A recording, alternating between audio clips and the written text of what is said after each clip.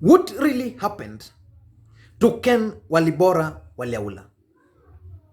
Because yesterday, the government chief pathologist, Johansson Odwor, recommended further investigations into what caused his death.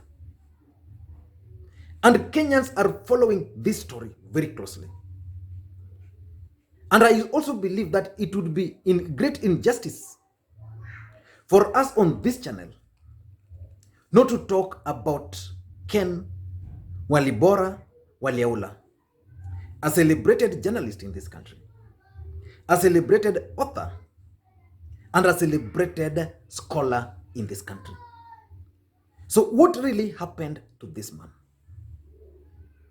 A man who gave this society so much. So today I want us to try and retrace the last moments of Ken Walibora Waliaula in this country. And I was reading comments and posts about this guy because I've been following it very closely. And a post really caught my attention. One of my friends called Joshua Odhiambo Nyamori, he made a post on Facebook which summarized what really happened to this man.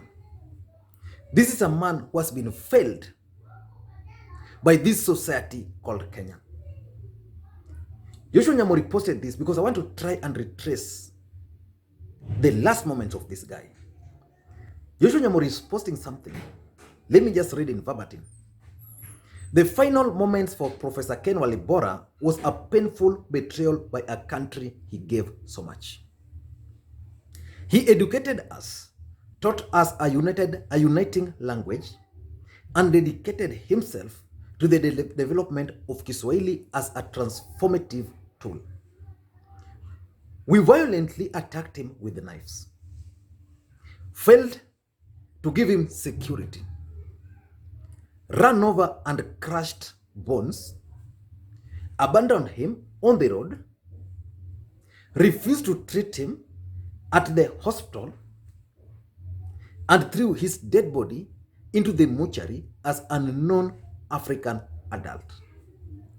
That is cruelty of this state called Kenya.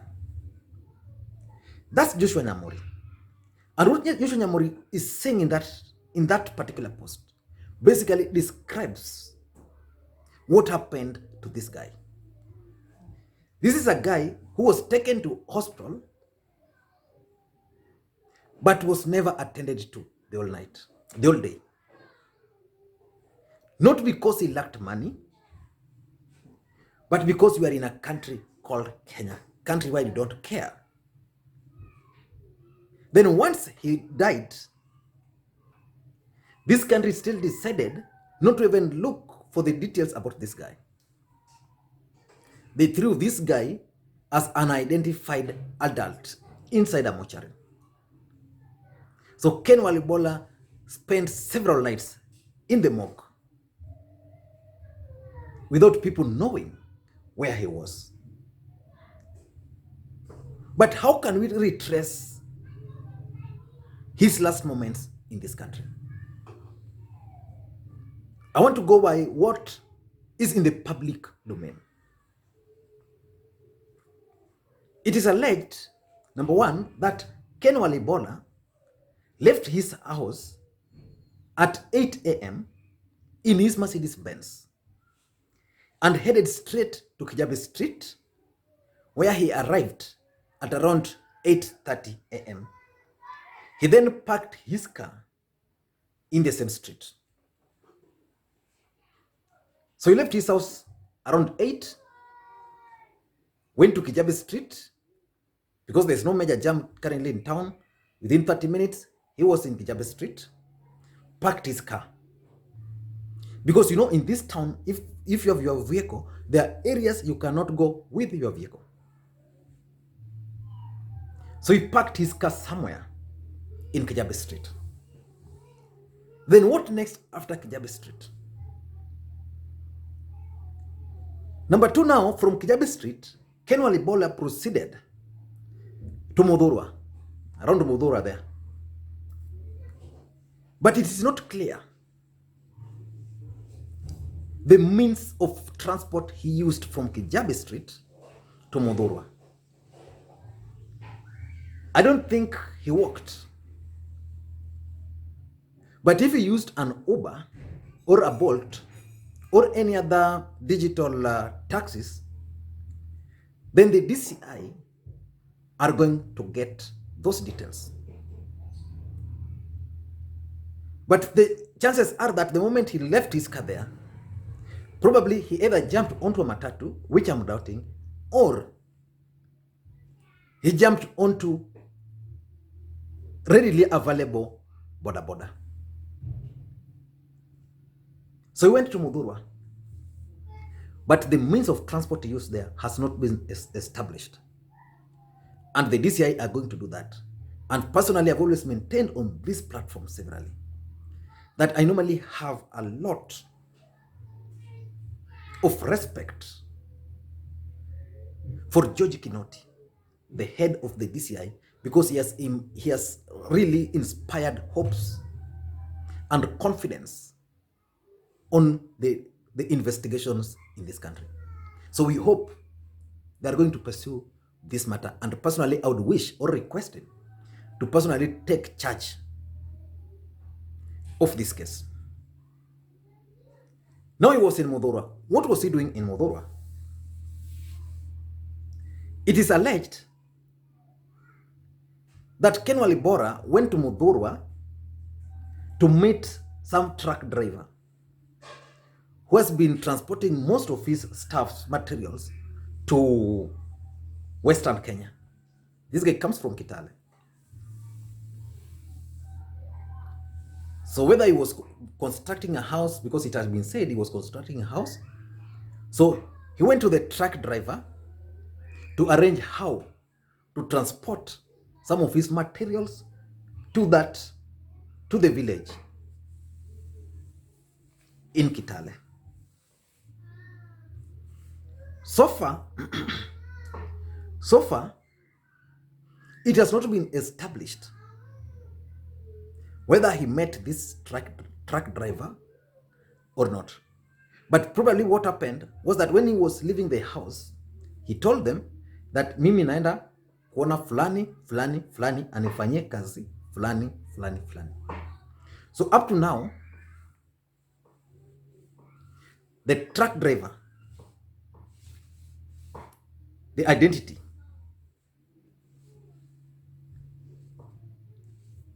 has not been established, whether he met him or not. Yeah. So it's at Mudorwa here where he was attacked by this gang.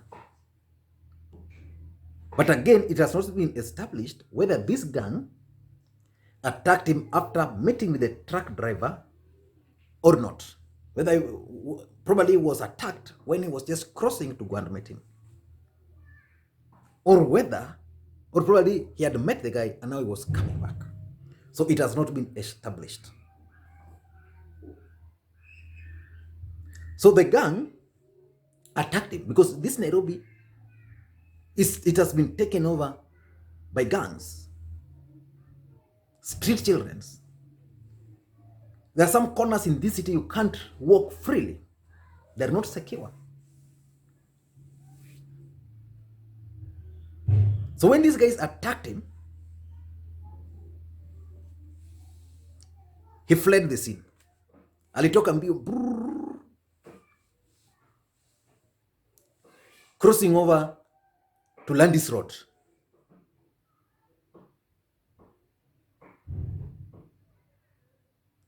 And that's how he was hit by a speeding vehicle. Because currently traffic in Nairobi is smooth. So he was running to cross the other side of the road. Then all of a sudden, a vehicle came, hit him straight.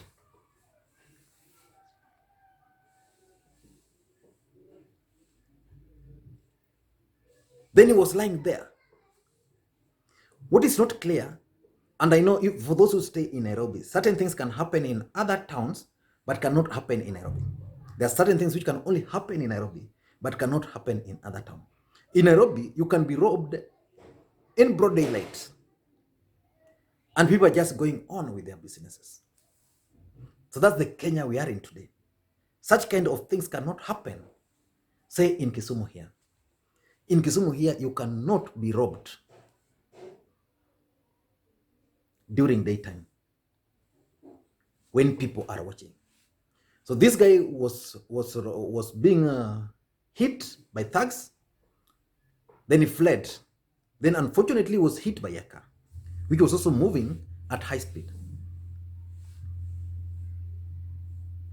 He was lying down there. Waliaula professor was lying down there. Down there, Kenyans in typical ways, probably they were just coming to see who is this, who is this, who is this. He was in pain. Nobody cared about a professor. Then, fortunately, an ambulance, paramedic, mobile paramedics,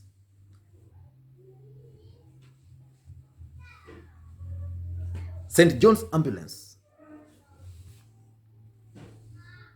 St. John's first aid ambulance was the first to arrive because they were using that road. So the paramedic in that St. John's ambulance just got out of their vehicle, observed this guy, did nothing to him. So that's the first betrayal a scholar was facing.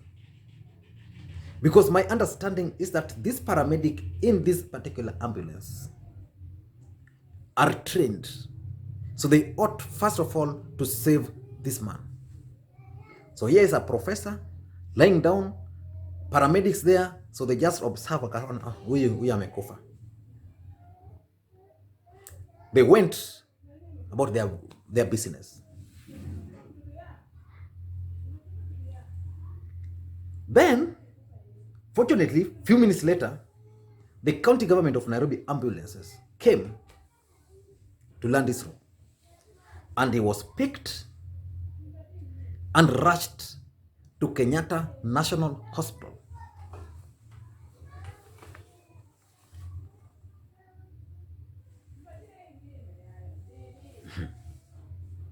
So by the time this guy was picked, because this accident happened, I think it was around 9:30. So from the time he was picked and dropped at the emergency wing, because it was an emergency case, was around 10:30 a.m. So this guy left his family at 8 in the morning, was involved in an accident, and found himself at Kenyatta National Hospital emergency wing at around 10:30, hardly 3 hours.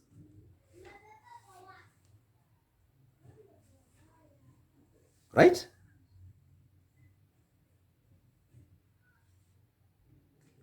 So by night,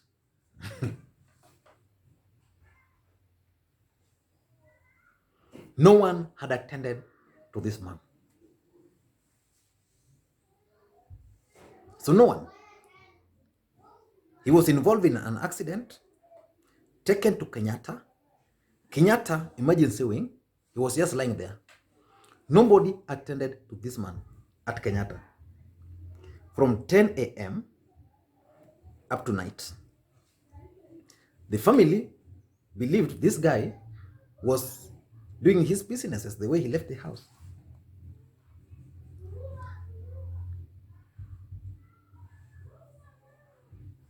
So he was in pain, real pain. A man who gave this country so much was at Kenyatta Hospital. Nothing happened to him. No treatment. No treatment because he didn't have money. He had money. But because of professional negligence in our systems.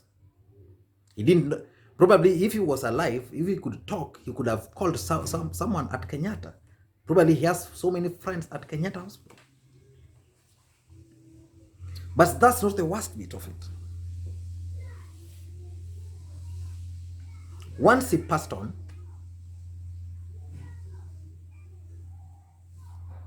the body was dumped at the morgue.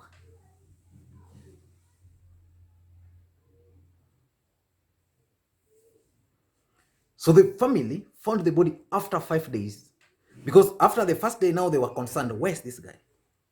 His vehicle had been found. The guy could not be found. 5 days later, no search was mounted. And this is how Ken Waliaula was found at Kenyatta Hospital.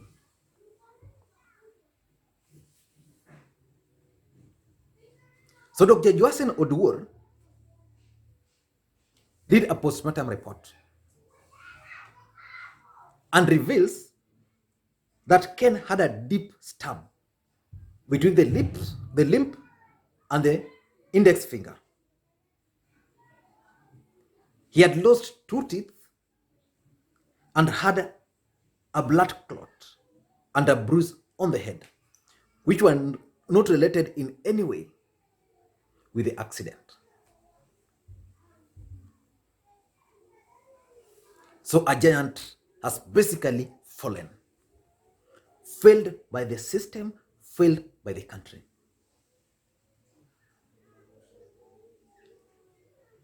But what can we do as a country to offer this guy justice? Remember, we still have the unresolved case of Kipyegon Kenei in this country.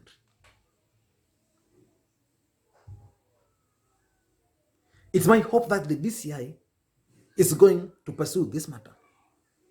Kenyans spend billions and billions and billions on CCTVs in Nairobi. So those CCTVs should actually come in handy at this moment. But I've read also that from the Daily Nation, they were reporting that their sources at the DCI was telling them that so far the CCTVs at Landis Road were not working, were defective. The question then is, why should we spend billions and billions and billions on CCTVs which are not working? Why?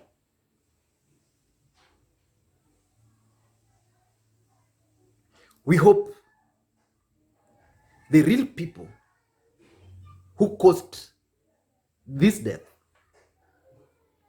the thugs, whether they were street children, whether they were just ordinary thugs in town, or whether they were who,